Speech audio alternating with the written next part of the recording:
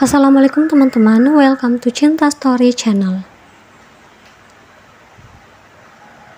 Cerita kali ini berjudul Cinta yang Bodoh, part 2. Nah, buat teman-teman yang belum subscribe, dukung channel ini dengan cara tekan tombol like, subscribe, dan juga tekan tombol notifikasi loncengnya, biar kalian dapat updatean cerita selanjutnya dari Cinta Story. Jangan lupa komentar di bawah juga ya. Part 2. Itu mah aku mau ucapku kebingungan saat aku melihat ayah, ibu, dan kakakku menatap ke arahku. Sepertinya mereka menunggu jawabanku, sementara aku memutar otak mencari alasan yang tepat. Mita, kenapa jadi kayak orang bingung begitu? Mama cuma tanya, kamu mau kemana? Tanya ibuku lagi. Aduh, aku harus bilang apa ya? Aku gak mungkin bilang mau ketemu pacar. Apalagi kalau sampai mereka tahu siapa orangnya. Bisa gawat, pikirku. Jangan aneh-aneh kamu. Kalau jawabmu begitu, berarti ada sesuatu yang kamu sembunyikan. Desak kakakku, Alan. Sepertinya dialah yang paling mencurigai aku. Apalagi dia termasuk kakak yang posesif padaku.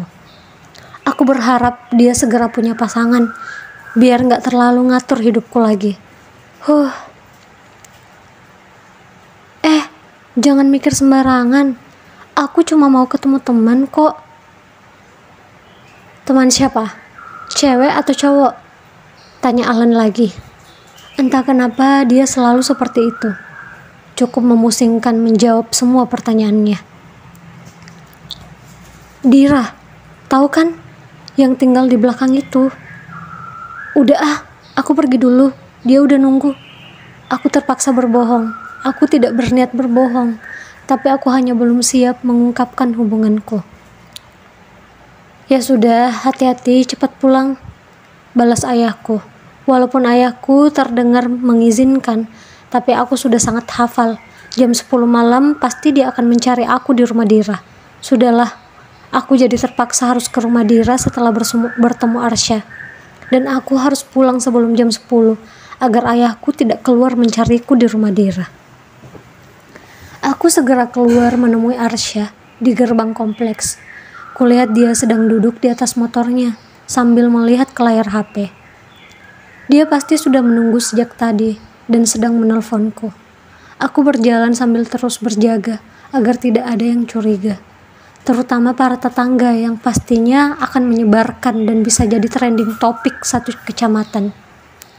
Benar saja, HP-ku kembali berdering saat aku sudah ada tepat di belakang Arsya.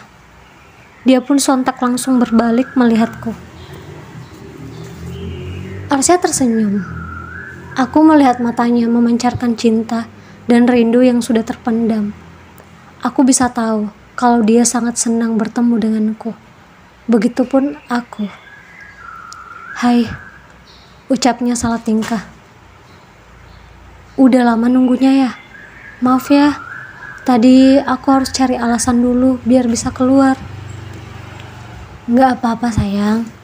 Arsya mengusap rambutku sambil terus menatapku. Oh iya, kita kayaknya nggak bisa lama-lama di sini. Nanti ada yang lihat. Kamu naik ya, kita pergi. Ucapnya lagi. Tanpa pikir panjang, aku langsung naik ke atas motornya. Dan kami pun pergi dari sana. Arsya mencari tempat yang dia rasa cukup nyaman untuk kami berdua ngobrol dan melepas rindu.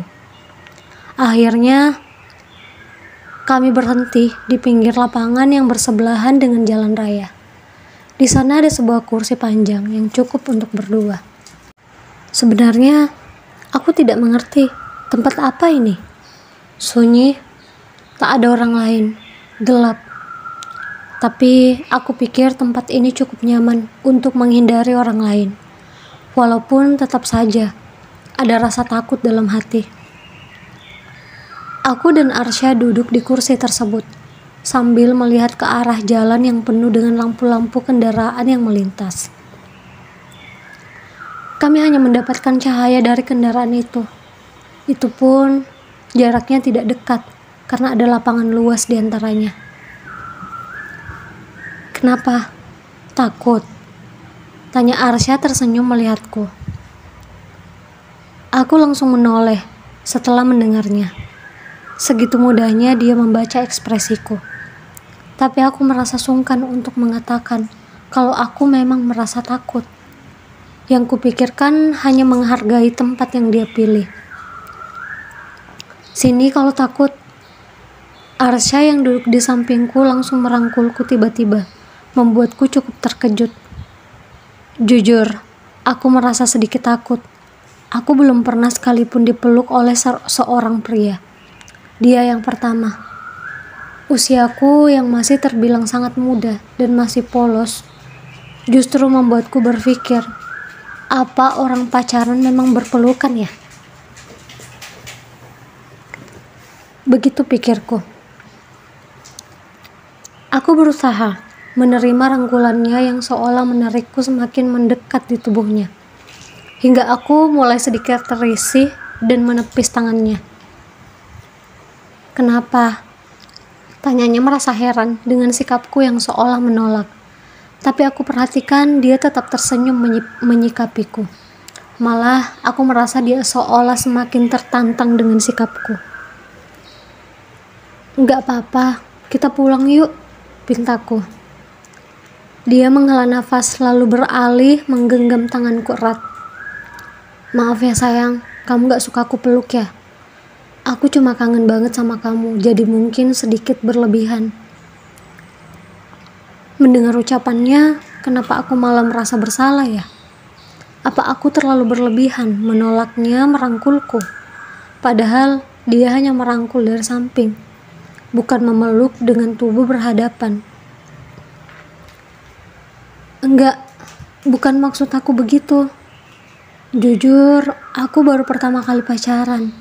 Baru pertama kali dirangkul seperti tadi. Pegangan tangan pun baru kali ini. Jadi mungkin agak sedikit kaget aja. Aku mencoba menjelaskan agar dia tidak salah paham. Dia hanya mengangguk dan tersenyum.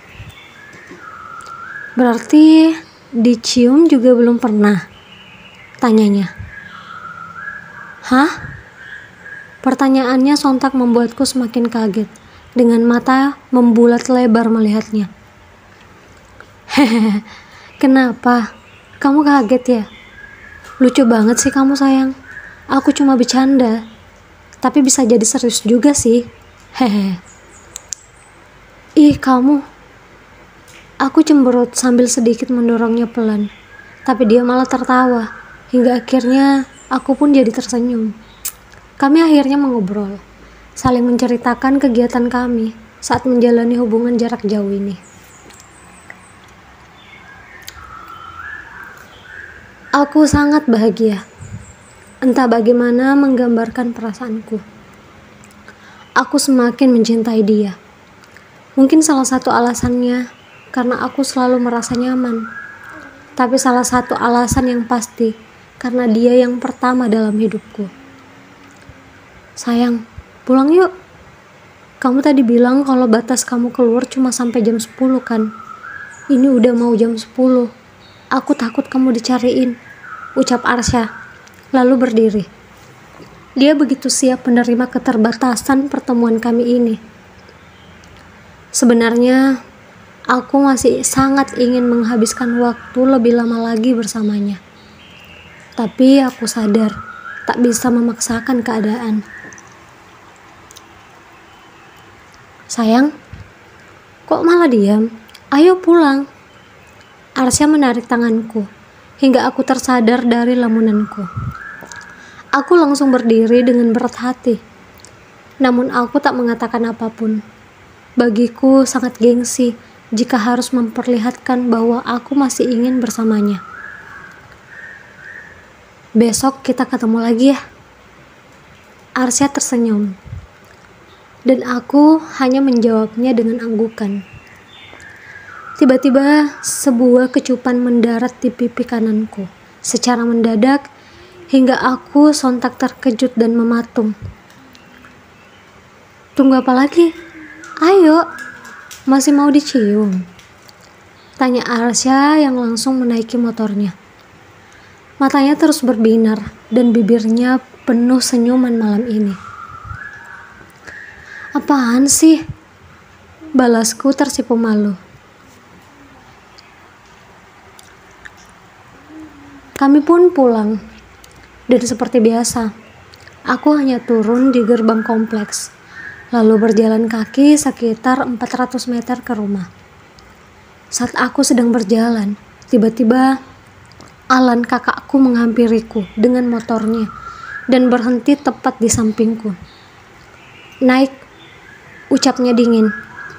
Tapi aku tak terlalu menghiraukannya, karena dia memang sangat protektif. Tanpa pikir panjang, aku langsung naik ke atas motornya dan kami pulang. Aku merasa sedikit aneh dengan Kak Alan yang tiba-tiba muncul dan sikapnya yang dingin. Apa dia marah karena dia menemukan aku bukan di rumah Dira? Apa dia tadi mencariku? Bisa gawat. Semoga saja tadi Dira bisa kasih alasan yang tepat waktu bertemu kakakku. Tok tok tok. Aku yang sedang berbaring di kamar sambil berpikir kemudian tersentak mendengar ketukan. Siapa ya? Perasaan tadi papa sama mama udah tidur deh. Ya, karena mungkin ada Kak Alan yang mencariku. Jadi ayah langsung tidur tadi. Mita, sudah tidur?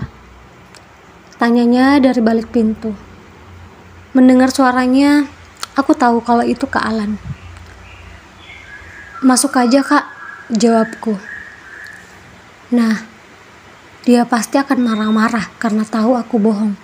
Sudahlah, hadapi saja, begitu pikirku. Kak Alan membuka pintu, lalu berjalan menghampiriku. Dia pun duduk di tepi kasurku, sementara aku bersandar. Ada apa Kak?